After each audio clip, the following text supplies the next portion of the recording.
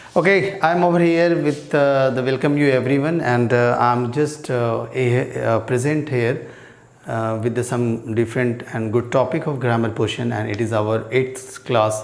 ये 8वां दिन है, तो सिंपल है 10-10 मिनट अगर टाइम निकाल लिया जाए इस 24 घंटे में, और अगर सीक्वेंस में सारे स्टडी को देखा जाए ग्रामर पोर्शन के, तो ग्रामर किसी भी स्टूडेंट का, या तो कॉम्पिटिटिव के स्टूडेंट हो या कोई अंग्रेज़ी बोलना चाह रहे हैं उनके लिए, या कहीं कोई कॉर्पोरेट में जॉब कर रहे हैं, तो सभी के लिए ये लैंग्वेज तो ज़रूरी है ही।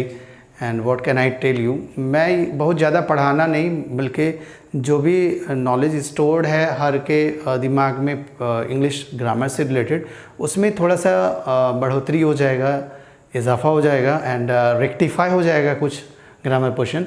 तो आज हम लोग जो 8th क्लास में अवेलेबल हैं यहाँ पे, what's the main theme to discuss over here? We will discuss that again. You see that I am going to discuss here noun, और जब भी noun आता है तो दिमाग में क्या आ जाता है? नाम। तो अब नाम जो आएगा तो इसको हम फिर से आपको समझाने के लिए काउंटेबल और अनकाउंटेबल, अनकाउंटेबल ये लिख दिया। ये कॉम्पिटिटिव स्टूडेंट्स के लिए भी काफ़ी काम आएगा जब इसके एडवांस रूल्स को मैं पढ़ाऊँगा। एंड अभी आप देखें कि काउंटेबल को हम पहचानेंगे कैसे।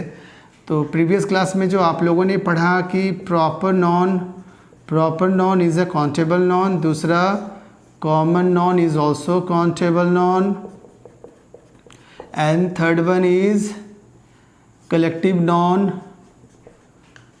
Non is also countable noun. अब ये एग्जाम्पल आप अपने माइंड में रिकॉल कर लें कि इसका एग्जाम्पल मैंने क्या बताया है। अनकाउंटेबल नॉन के लिए हमें पढ़ना पड़ेगा चौथा number non, abstract non. Abstract non पढ़ना पड़ेगा, और क्या पढ़ना पड़ेगा एब्स्ट्रैक्ट नॉन के अलावा? मटेरियल नॉन भी अगर आप पढ़ेंगे तो अनकाउंटेबल नॉन आपका होगा। इसका एग्जाम्पल आप अपने से रिकॉल कर लें अपने माइंड में। So this is all about non. और नॉन है क्या? नॉन है नेम, और ये पार्ट्स ऑफ स्पीच का एक भाग है, ये हम कह सकते हैं। अब next we are going to discuss over here pronoun. आप देखेंगे प्रोनाउन 2 वर्ड से मिलकर बना है। 2 वर्ड का मतलब आप ये जाने, प्रो है और दूसरा वर्ड है नॉन।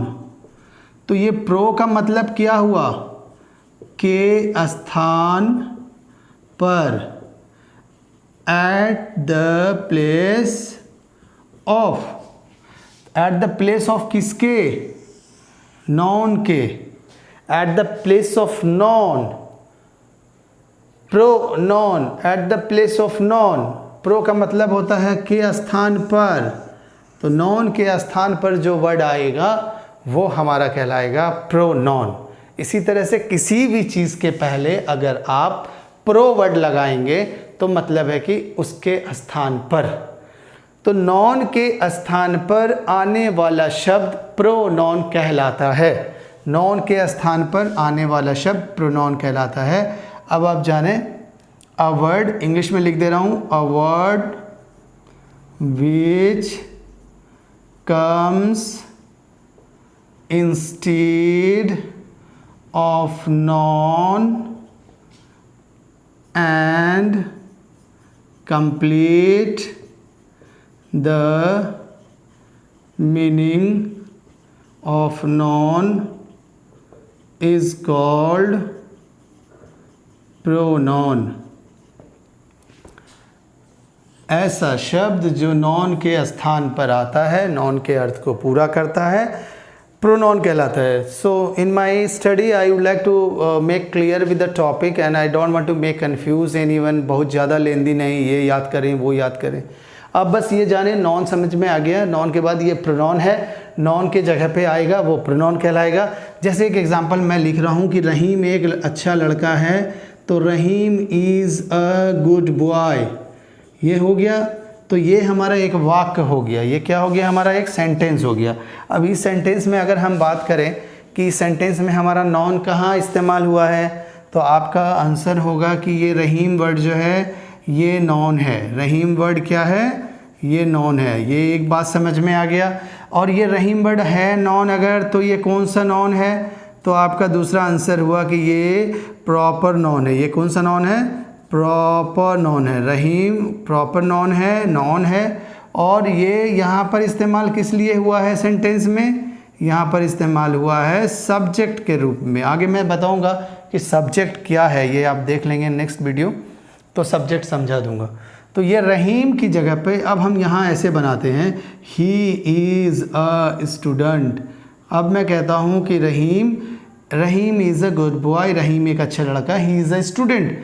अब ये ही यहाँ पर जो रिप्रेजेंट कर रहा है वो किसको रिप्रेजेंट कर रहा है, रहीम को। अब मैं यहाँ पे लिखता हूँ कि Mohan goes to college, Mohan goes to college. Mohan नाम का एक लड़का है जो कॉलेज जाता है। अब यहाँ पर अगर मैंने ही इस्तेमाल किया है तो ये ही किसके लिए इस्तेमाल हो रहा है, ये अगर हमने ही इस्तेमाल किया है तो ये ही किसके लिए इस्तेमाल हो रहा है।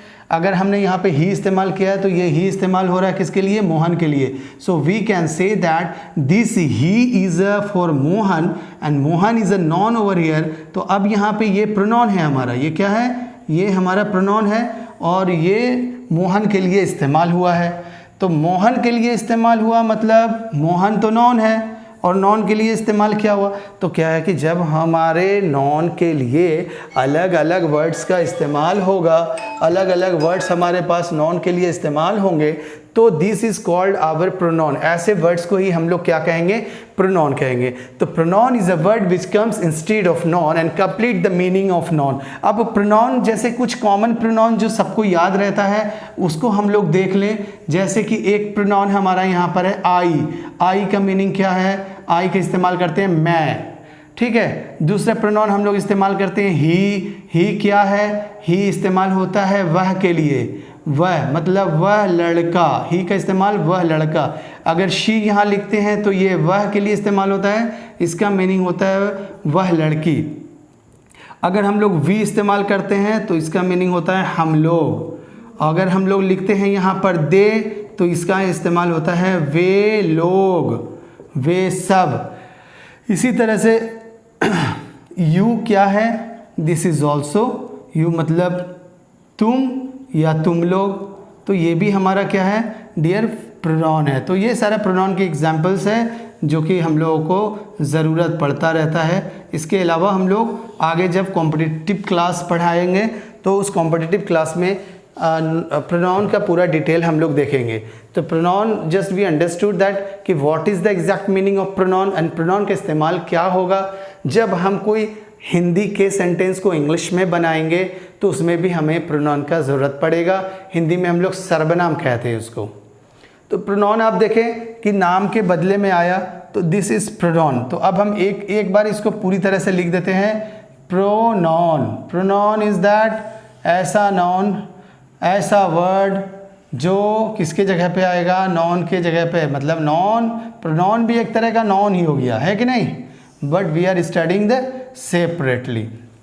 अब आप जाने कि अगर आई हमारा एक प्रोनाउन है, आई क्या है, आई हमारा एक प्रोनाउन है, ये बात तो समझ में आया। अब आई को हम क्या करेंगे, अगर आई को लिखेंगे आई माई सेल्फ, तो ये क्या हो जाएगा, ये एम्फेसाइजिंग प्रोनाउन होगा। मगर इसके डिफिनेशन पे अभी नहीं जाएंगे। अभी आप जाने आई के साथ अगर कुछ जोड़ घटाव करते हैं तो भी वो मेरा प्रोनाउन है। आई में अगर लिखते हैं आई माई सेल्फ तो ये भी प्रोनाउन है। इसके अलावा आई को अगर हम लोग माई कर देते हैं ये भी हमारा प्रोनाउन है। अगर माई को हम लोग माइन कर देते हैं ये भी हमारा प्रोनाउन है। अगर इसको हम लोग सिर्फ माई सेल्फ करते हैं ये भी हमारा प्रोनाउन है। अगर आई को हम लोग मी करके लिखते हैं तो ये भी अपना प्रोनाउन है। तो आप जाने कि आई इज़ ए प्रोनाउन अगर है तो ये आई माई सेल्फ भी प्रोनाउन है, माई भी प्रोनाउन है। उसके बाद ये माइन भी हमारा प्रोनाउन है, फिर ये माई सेल्फ भी हमारा प्रोनाउन है। फिर इसको अगर हम बनाते हैं मी, ये भी हमारा प्रोनाउन है। So now it is, I hope that clear. थोड़ा थोड़ा समय लगाकर थोड़ा 10 मिनट 5 मिनट आप इन सारे वीडियोस को देखकर अपने नॉलेज पावर को इंक्रीज कर सकते हैं, and that will be very effective for you, very supportive for you. So I have completed the grammar portion of class day 8, and next video में हम देखेंगे कि छोटे छोटे सेंटेंसेस को कैसे बनाना है और अपने इंट्रोडक्शन कैसे देना है. So enjoy this video and I am very happy. Just try to be follow, and it is also be followed.